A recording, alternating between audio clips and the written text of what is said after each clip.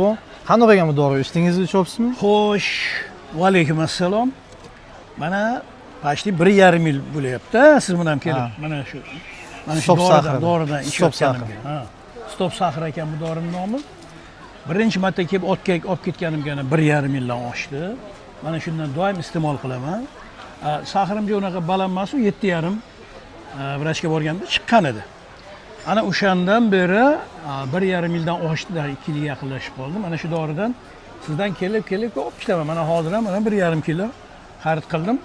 Endi men to'g'ri tushuninglar, buni reklama qilish yo'q, reklama emas, bu kerak emas. Maqtash emas. Bizga reklama kerak emas. Men bor narsa, mana o'zimda nima bo'layotgan bo'lsa, shu narsani aytyapman. Mana shu 1,5 yildan oshib ichayotgan bo'lsam, sahar dori umuman ichayotganim yo'q. Xo'sh, qon bosim yo'q. Sahar 6, bir xilda 5,5, bir xilda 5 ham ko'rsatadi.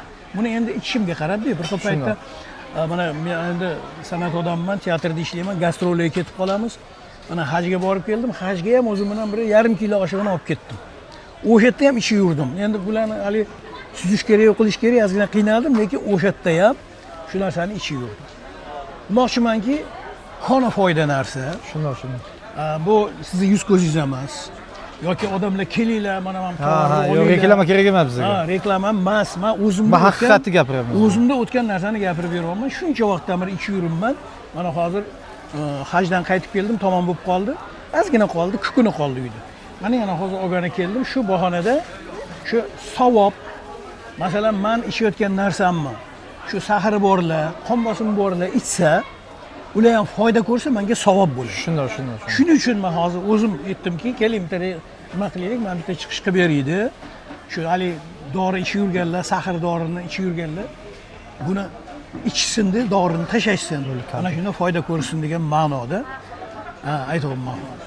Shuning uchun tavsiya qilaman, men o'zim ichayotgan narsam. Reklama uchun emas. Kelinglar, ichib ko'ringlar. Bitta choynakka 3 qoshiq, katta qoshiqda so'lasizlar.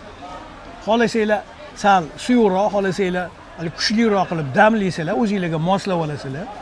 Men masalan buni ertalab choy ichganimdan keyin choynakda qolganini termosimga solib olaman.